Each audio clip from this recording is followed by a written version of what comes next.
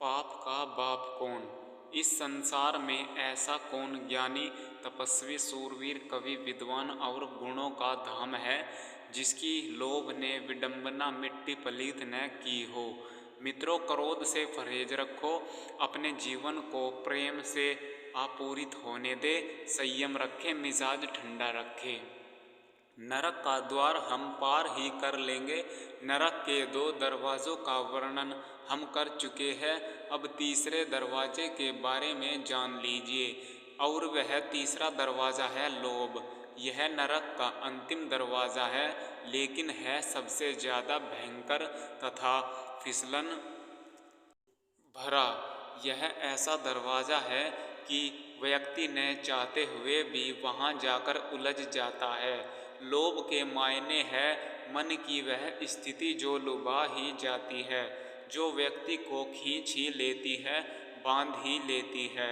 लोभी बड़ा कंजूस होता है, क्रोधी प्रेम से वंचित होता है, लेकिन लोभी तो प्रेम और करुणा दोनों से वंचित रहता है, क्योंकि प्रेम में तो लिया नहीं जाता वरन दिया जाता है, लुटाया ही जाता है। लोभी आदमी कभी लुटा नहीं सकता, वह तो देने का नाम ही नहीं जानता है। उसे तो चाहिए ही चाहिए, उसे तो कुछ और चाहिए, कहीं और चाहिए, कोई और चाहिए। जो मिला है उसमें वह संतुष्ट नहीं होता, तृप्त नहीं होता। उसे पेट की चिंता नहीं, पेटी की चिंता है, तिजोरियां भरने की चिंता है। बड़ी बीमार हालत होती है लोभियों की। लोभ मन का कब्ज है, कब्ज का काम है मल को पेट में एक जगह इकट्ठा रखना।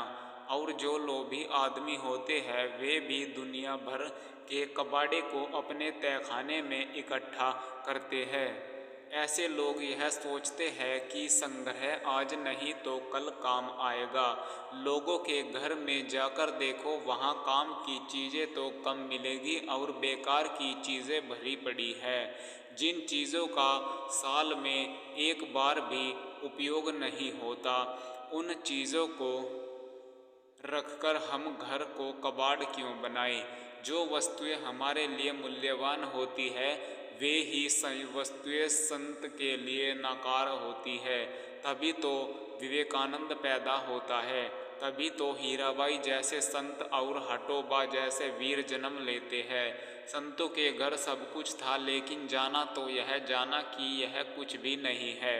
जिन चीज़ों के लिए हम अपनी जिंदगी दांव पर लगाते हैं, रात रात भर जागते हैं, अपनों के शत्रु तक बन जाते हैं, बड़ी से बड़ी जोखिम उठाने से भी नहीं घबराते। वही वस्तु चाहे धन दौलत हो या जमीन जायदाद, कोई भी हमें दो पल की शांति और तृप्ति नहीं दे सकती। तब जिनको हम बटोरने में लगे हैं उनको हीराबाई जैसे व्यक्तित्व ठुकराकर आगे बढ़ जाते हैं। सब कुछ पाने के लिए भाई बहनों, लोभ सभी पापों का सरताज है। लोभ कब बढ़ता है? जिमी प्रति लाभ लोभ अधिकाई। जैसे जैसे लाभ बढ़ता है वैसे वैसे लोभ भी बढ़ता जाता है, और जैसे जैसे लोभ बढ़ता है वैसे वैसे पाप भी बढ़ता जाता है। लोभ से ही पाप का जन्म होता है। आपको एक कहानी के द्वारा समझाने की कोशिश करता हूँ, जो श्रीमद् भागवत में भी आपको पढ़वाई थी। एक बार एक पंडित जी काशी में विद्या अध्ययन करने गए। 12 वर्ष तक पढ़ाई की, सब कुछ पढ़ लिया।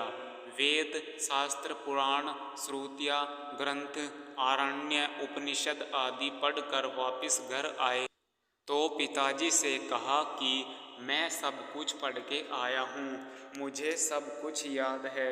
आप कुछ भी प्रश्न पूछो, मैं उसका उत्तर दूंगा। पिताजी बोले, बेटा जब सब तुझे याद है तो तू मेरे एक छोटे से प्रश्न का उत्तर दे दे।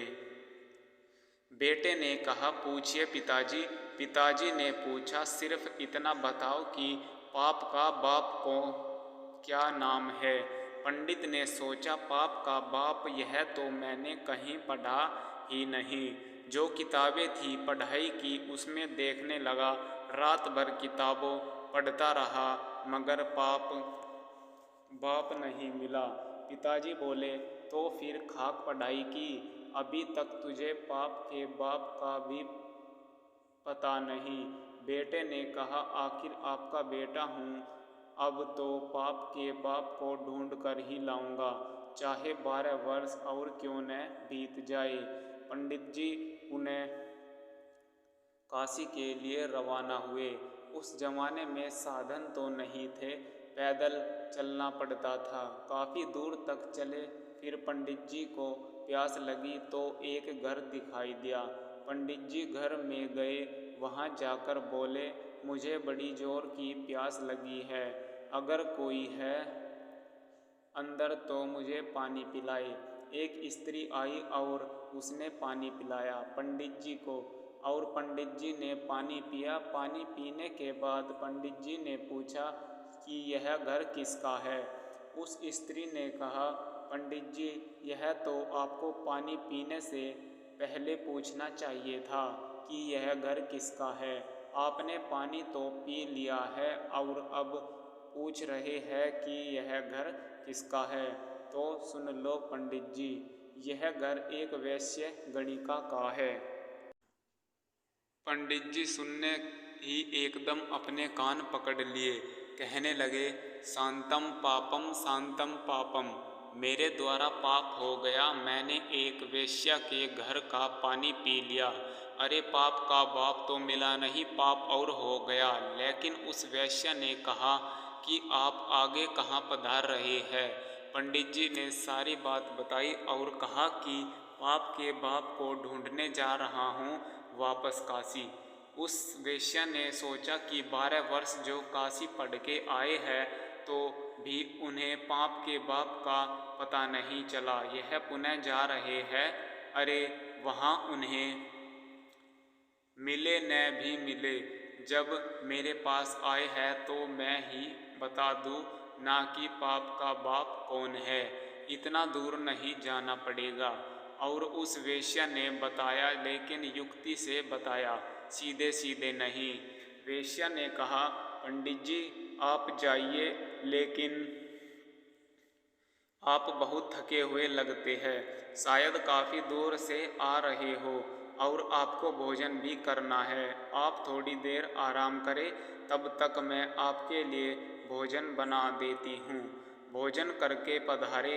पंडित जी ने कहा, तेरे घर का और मैं भोजन करूं? कदापि नहीं। पानी पी लिया, उसका भी प्रायश्चित कर रहा हूँ। वेश्या ने कहा, तो सीधा सामान पेटियाँ ले लीजिए, आटा दाल घी शक्कर मैं दे देती हूँ, आप स्वयं बनाकर भोजन कर ले। पंडित जी ने कहा, मेरे को तेरे घर का सीधा भी नहीं चाह लेना, तू वेश्या और मैं पंडित।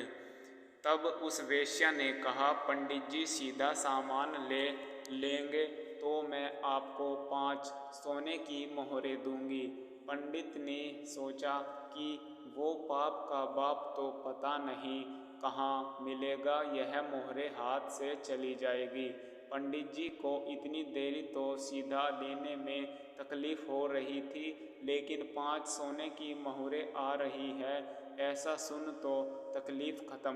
बोले, ठीक है, तेरा इतना आग्रह है तो मैं सीधा सामान ले सकता हूँ। वेश्या ने पंडित जी को आटा दाल घी शक्कर सब सीधा सामान निकाल कर दे दिया। पंडित जी भोजन बनाने लगे तो वेश्या ने आकर कहा कि पंडित जी, आपने मेरे घर का पानी पिया है, मेरे घर का सीधा सामान भी लिया है, तो अब मैं आपके लिए भोजन बना दूं तो कैसा रहेगा? पंडित जी बोले, ज़्यादा मत बोल, तेरे घर का सीधा सामान ले लिया, यही बहुत है। तू वेश्या है, तेरे हाथ का बना भोजन मैं करूँगा क्या? वेश्या बोली, चिंता मत करो पंडित जी, मैं आपको 5 सोने की मोहरें और दूंगी। पंडित जी ने सोचा, कुल हो जाएगी 10 सोने की मोहरें। पंडित जी बोले, स्नान करके भोजन बनाए तो छूट है। बोली, हाँ पंडित जी, स्नान करके ही बनाऊंगी। वेश्या ने पंडित जी के लिए भोजन बनाया और पंडित जी ने कहा, बस अब चली जाओ, मैं अपने आप भोजन कर लूँगा। तब वेश्या ने कहा, पंडित जी आपके लिए भोजन बनाया है तो अब सिर्फ 5 नवाले आप मेरे हाथ से ले लो। पंडित जी बोले कि तू उंगली पकड़ कर हाथ पकड़ रही है, इतनी छूट दे दी है इसलिए। तब वेश्या ने कहा, महाराज 5 नवाले ले लो तो मैं आपको 5 सोने की मोहरें और दूंगी। पंडित जी ने देखा कि हो जाएगी 15 मोहरें। बोले, तो ठीक है, 5 नवाले तेरे हाथ से ले सकता हूँ, पर 5 से आगे नहीं। वेश्या बोली, ठीक है महाराज, 5 बस। पंडित जी को भोजन की थाली परोसी। सामने पंडित जी, इधर वेश्या, बीच में थाली। वेश्या ने नवाला लिया अपने हाथ में। पंडित जी को देने के लिए अपना हाथ पंडित जी के मुंह की ओर बढ़ाया और पंडित जी ने भी वेश्या के हाथ से निवाला लेने के अपना मुंह खोला। जैसे ही पंडित जी नवाला लेने वाले थे तो वेश्या ने पंडित जी के गाल पर एक जोरदार थप्पड़ मारा। पंडित जी आग बबूला हो गए। तेरी इतनी हिम्मत, वेश्या होकर पंडित को थप्पड़ मारती है, तूने बहुत बड़ा अपराध किया है। वेश्या ने कहा, पंडित जी अपराध मैंने नहीं, अपराध आपने किया है। मैंने क्या अपराध किया है? पंडित जी बोले। तब वेश्या ने कहा, आप मेरे घर का पानी पीते हैं? पंडित जी बोले, नहीं। आप मेरे घर का सीधा सामान लेते हैं? नहीं। आप मेरे हाथ से बनाया भोजन करते हैं? नहीं। आप मेरे हाथ से भोजन करते हो? नहीं। तो आप करने के लिए क्यों तैयार हुए?